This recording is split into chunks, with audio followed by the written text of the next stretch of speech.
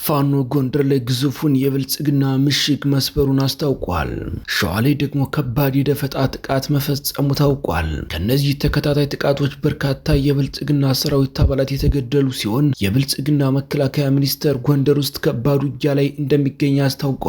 አረጋ ከበደ በበኩሉ ፋኖ ግፍ ሰርቶብናል ሲል ከሷል። ትሰሙታላችሁ። ከቀናት በፊት የኢትዮጵያ ድንበርን ጥሶ የገባው የሱዳን ጦር አሁንም ከብልጽግና ጋር ውጊያ ላይ እንደሚገኝ የተነገረ ሲሆን ፊልድ ማርሻል ብርሃኑ ጁላ ኢትዮጵያ መፈንጫው ነች ሲሉ ማስጠንቀቂያቸውን አሰምተዋል። አብይ አህመድ ደግሞ የገዛ የብልጽግና ሰዎችን ሌባና አጭበርባሪ ሲል ዘልፈዋል። ሌላኛው መረጃችን ነው። ህወሓት ባወጣው መግለጫ አብይ አህመድንና እሱን የተጠጉት የትግራይ ተወላጆችን ክስ አቅርቦባቸዋል። አብይ አህመድ ጦሩን እያስጠጋ ነው ያለው የህወሓት መግለጫ የትግራይ ህዝብ ለማይቀረው ይዘጋጅ ሲልም ተደምጧል። ይሄም ቢሆን ግን ዓለም አቀፍ ተቋማት ህዝቡ ለጦርነት አይገደድም ሲሉ ምላሻቸውን ሰጥተዋል። እስከ መጨረሻው ድረስ አብራችሁን ከቆያችሁ ወደ እናንተ ይደርሳል። ሰላም ጤና ይስጥልኝ። የተወደዳችሁና የተከበራችሁ በመላው ዓለም የምትገኙ የሚዲያችን ቤተሰቦች እንደምንቆያችሁን አሁን ለሰዓቱ መደመጥ ያለባቸውንና ትኩረት የሚሹ በርከት ያሉ መረጃዎችን ይዘን ቀርበናል። እናንተም እስከ ዝግጅታችን ፍጻሜ አብራችሁን እንድትቆዩን በአክብሮት የጋበዝን። አሁን በቀጥታ ወደ ዝርዝር መረጃዎቹ እናልፋለን። አጼ ምኒልክ ክፍለ ጦር በፈጸመው የደፈጣ ጥቃት በአገዛዙ ላይ ድል መቀዳጀቱን ሲገልጽ፣ ጎንደር ላይ ደግሞ የተሰዉ የፋኖ አርበኞችን መታሰቢያ ምክንያት በማድረግ በብልጽግና ሰራዊት ከየአቅጣጫው ጥቃት መጀመሩን የደረሰን መረጃ አመላክተዋል። የአፋብን ሸዋ ጠቅላይ ግዛት አሳምነው ዕዝ አጼ አምደ ጽዮን ኮር ስር የሚንቀሳቀሰው የአጼ ምኒልክ ጦር በቅርብ ሪፎርም ስራ ካከናወነ በኋላ በብልጽግና ኃይሎች ላይ የተሳካ የደፈጣ ጥቃት መፈጸሙ ተረጋግጧል።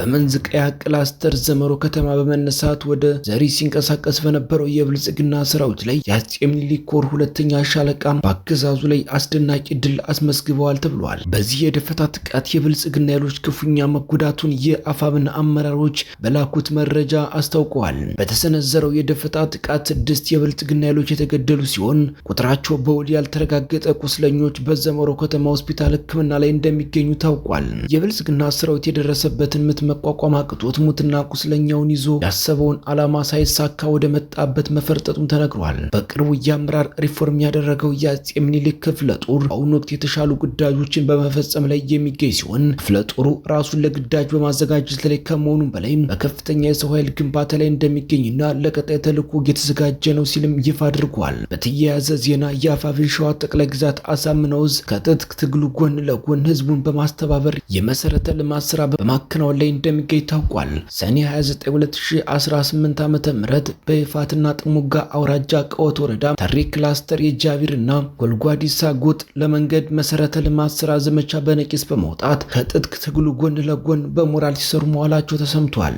እንዲሁም በተመሳሳይ ቀን በዚሁ አውራጃ ማጀቴ ክላስተር ያየለ አባት ብርጌድ አባት አርበኞች ክረምትን የዋጀ መሰረተ ልማት ሲሰሩ መዋላቸው ታውቋል። የማህበረሰቡን እንቅስቃሴ እንዳይገታ ተብሎ የታሰበው የጃራ ወንዝ ጋቢውን ስራ አባት አርበኞች በሞራልና በትብብር የወንዙን ፍሰት መቆጣጠር የሚያስችል ስራ አከናውነዋል ተብሏል። ሸዋ ላይ የደፈጣ ጥቃቱም ልማቱም ሲቀጥል፣ ጎንደር ላይ ደግሞ የተሰዉ ሰማዕታትን ምክንያት በማድረግ በብልጽግና ሰራዊት ላይ የሚፈጸመው የደፈጣ ጥቃት ተባብሶ መቀጠሉን ከቦታው የተገኘው መረጃ አመላክቷል። በአፋብን በላይ ዘለቅ ዕዝ ሜጀር ጀነራል ባንታ ባተኮር ተወርዋሪ ክፍለ ጦር አርበኞችና የነበልባሉ 23ኛ ክፍለ ጦር አርበኞች በክቡር ሰማዕት አርበኛ ሙሉቀን አየለኝና በአርበኛ ሰለሞን ጋሻው ዘመቻ በማወጅ በአለም በር ከተማና በወረታ ከተማ ዙሪያ ባደረጉት ተጋድሎ የብልጽግና ሰራዊት የህይወት መስዋዕትነት ከፍሏል ተብሏል።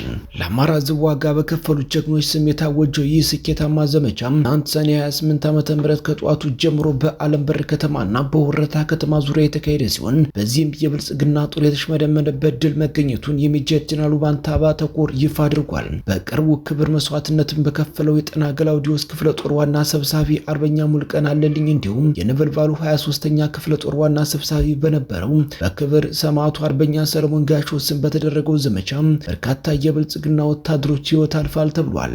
በአለም በር አካባቢ ማለትም በቁስቋም፣ በሙሉ ተራራ፣ በስንቆና በአለም በር ከተማ በ14 ተራራ እንዲሁም በመድኃኔዓለም አካባቢ አርበኞቹ ከባድ እርምጃ በመውሰድ የብልጽግናን ጦር ድባቅ በመምታት ከባድ ኪሳራ እንዲደርስበት አድርገውታል ተብሏል። በዚሁ ተጋድሎ በርካታ የብልጽግና ወታደሮች እስከ ወዲያኛው ሲሸኙ ሲያገኙም ብልጽግና የተማመነባቸው የነበሩ ምሽጎችም ሰዓታት ባልፈጀ ተጋድሎ ተደረማምሰዋል ተብሏል። በተመሳሳይ በወረታ ከተማ ዙሪያ በኮሩ ስር የነበልባሉ 23ኛ ክፍለ ጦር አሃድ የሆኑት የ3ኛ ሬጅመንት አርበኞች ከትናንት ጧት ጀምሮ በቆርሃ አባ አካባቢ በወሰዱት እርምጃ በርካታ የብልጽግና ወታደሮችን እርምጃ ወስደው የሰብአዊና ቁሳዊ ኪሳራ አከናንቦታል ተብሏል። ክቡር ሰማዕቶቹ አርበኛ ሙልቀን አለኝልኝና አርበኛ ሰለሞን ጋሻው ስም በታወጀው በዚህ ዘመቻ የብልጽግና ጦር በውርደትና በሽንፈት አንገቱን ሲደፋ፣ በአንጻሩ የፋኖ ኃይል አንጸባራቂ ድሎችን አስመዝግቦ ዘመቻው በስኬት መጠናቀቁን የአፋብን አመራሮች አረጋግጠዋል። መረጃዎቻችን ሲቀጥሉ የአማራ ክልል ርዕሰ መስተዳደር አረጋ ከበደ ፋኖ ግፍ ፈጽሞብናል የሚል ክስ ያቀረበ ሲሆን የብልጽግናው መከላከያ በበኩሉ ባወጣው መግለጫ በማዕከላዊና ደቡብ ጎንደር ዞን ውስጥ ከፋኖ ጋር ከባድ ውጊያ እየተደረገ ነው ሲል አስታውቀዋል። በእነዚህ አካባቢዎች ዛሬ ከባድ ኪሳራን ያስተናገደው የብልጽግና ሰራዊት መግቢያ መውጫ ሳጣናቸው ቢልም እውነታው ግን ብልጽግና ራሱ መውጫ መግቢያ ያጣበት ከባድ ትንቅንቅ መደረጉን የሚያሳይ ነው ተብሏል። እንደተለመደው የጦር መሳሪያ ማረክን በማለት የሚጀምረው የብልጽግና መከላከያ ሚኒስቴር መግለጫ በተለይ ጎንደር አካባቢ ድል ቀንቶኛል ቢልም መረጃዎች የሚያሳዩት ግን ገና ከመጀመሪያው ጥቃት የከፈተው ራሱ ፋኖ መሆኑን ነው። አርበኞቹ መታሰቢያ በሚል ፋኖ የከፈተው ጥቃት የብልጽግና መከላከያ ራሱን እንዳጥቂ ሌላውን እንደተጠቂ በማድረግ መረጃውን ገልብጦ ለህዝብ ይፋ አድርጎታል። የብልጽግና ሰራዊት ያሸነፍን መግለጫ በሚወጣበት ተመሳሳይ ሰዓት ተላላኪው አረጋ ከበደም ፋኖ ግፍ ሰርቶብናል ሲል ክስ አቅርቧል። የአማራ ክልል ባለፉት 3 ዓመታት ከሚታሰበው በላይ ዋጋ ከፍሏል ያለው አረጋ ከበደም ሁኔታዎች ከቁጥጥር ውጭ መውጣታቸውን የሚያሳይ መግለጫ ማሰምቷል። ክልሉን ያረጋጋል የተባለው የኦህዴድ ተወካይ ለስሙ እንጂ ስልጣን ከተቀማ ቆይቷል የሚሉ ፖለቲካዊ ታዛቢዎች አንዳንድ ጊዜ ግን ብቅ እያለ አለው ማለቱን እንደቀጠለበትም ይገልጻሉ። አረጋ ከበደ ፋኖ ላይ ግፍ ሰራብን የሚለው ክሱ ያቀረበው ስልጣን ለመያዝ ካላቸው ፍላጎት የመነጨ ነው ሲል ስሞታውንም ይቀጥላል። አረጋ ከበደ በዚህ ብቻ ሳይበቃ ፋኖ ወልቃይትን ለህወሓት ሊሰጥብን ነው የሚል ቀጣይ ክሱንም የቀጠለ ሲሆን ህወሓት ላይ በጋራ መዝመት እንደሚገባም ሲያሳስብ ተደምጧል። የአረጋ ከበደ ክስ ብአዴን በክልሉ አሻንጉሊት ከመሆን ባለፈ ምንም አይነት ድርሻ እንደሌለው ያረጋግጣል የሚሉ ፖለቲካዊ ታዛቢዎች ባህር ዳር ተቀምጦ ታዛቢ መሆኑን ያስገርማል ሲሉ ገልጸውታል። አብይ አህመድ ስልጣን ከያዘ ወዲህ 6ኛ ፕሬዝዳንት የሆነው አረጋ ከበደ ከሌሎች በባሰ ሁኔታ ክልሉን ለኦህዴድ አስረክቦ የጦርነት አውድማ ያደረገው ሲሆን መቱ ሲበረታበት ደግሞ መልሶ ፋኑን ለመክሰስ መጣደፍ በብዙዎች ዘንድ ትዝብት ላይ ጥሎታል ይባላል።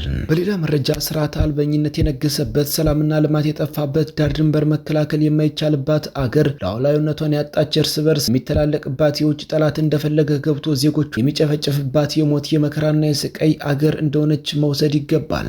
ሰሞኑን የብልጽግናና ሰዎቹ የተደበላለቀ መልእክት ኢትዮጵያ ከውስጥም ከውጭ አደገኛ ውስጥ እንዳለች ከበቂ በላይ ማረጋገጫ ሆኗል እየተባለ ነው። አብይ አህመድ አርባ ምንጭ በመሄድ በብሔር የተደበቁ ያላቸውን የራሱን ሰዎች እንደለመደው ሌባና ጭበርባሪ ሲል የዘለፈ ሲሆን ጠፍቶ የነበረው ፊልድ ማርሻል ብርሃኑ ጁላ በበኩሉ ከሀገር ፈርሳለች የሚለውን መልእክቱን በአደባባይ አሰምተዋል። ሽንፈት ሲመጣ እርስ በርስ መወነጃጀል የተለመደ ይሆናል እንደሚባለው አብይ አህመድ አብረውት ባሉ ሰዎች ላይ መነሳቱን አረጋግጠዋል።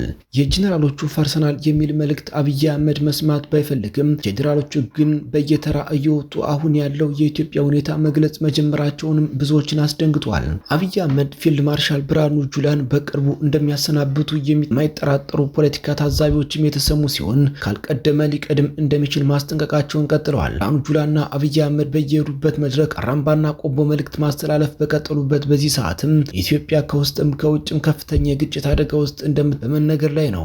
ቀጣዩና አይቀሬ የሚመስለው ፍልሚያ ዋና ማዘዣ ጣቢያውን ሱዳን ውስጥ እንደሚያደርግ የሚጠበቅ ሲሆን ዓለም አቀፉ ማህበረሰብን ጨምሮ የአሜሪካ መንግስት ደግሞ የሱዳን ጦር ወደ ኢትዮጵያ ከመግባቱ በፊት አፋጣኝ ላለው መፍትሄ ሩጫውን ጀምሯል። የአሜሪካ ሴኔት የሱዳን ቀውስ እየተስፋፋ የመጣው ኢትዮጵያ ውስጥ ባሉ የጦርነት ጠማቂዎች ነው የሚል ድምዳሜ ላይ የደረሰ ሲሆን አዲስ ህግ የአሜሪካ መንግስት እንደሚወጣ ከፍተኛ እንቅስቃሴ መጀመሩ ተሰምቷል። 726 የተባለው ረቂቅ ህግ ወደ ሴኔት የተመራ ሲሆን ፕሬዝዳንት ትራምፕ እንዲያጸድቁት ሊቀርብላቸው እንደሚችልም ተነግሯል። ረቂቅ ህጉ ውስጥ ብልጽግናና ህወሓት እንዳሉበት የታወቀ ሲሆን ሱዳን ውስጥ እየፈጸሙት ላለው ጣልቃ ገብነት ቅጣታቸውን ያገኛሉ ተብሎ ይጠበቃል ተብሏል። ማዕቀቡን ጨምሮ ሌሎች የሀብት ዝውውር ላይ ያነጣጠረው ይህ ረቂቅ ህግም አብይ አህመድም ሆነ ለህወሓት ጥሩ ዜና ይዞ ሊመጣ እንደማይችል በመጠበቅ ላይ ነው።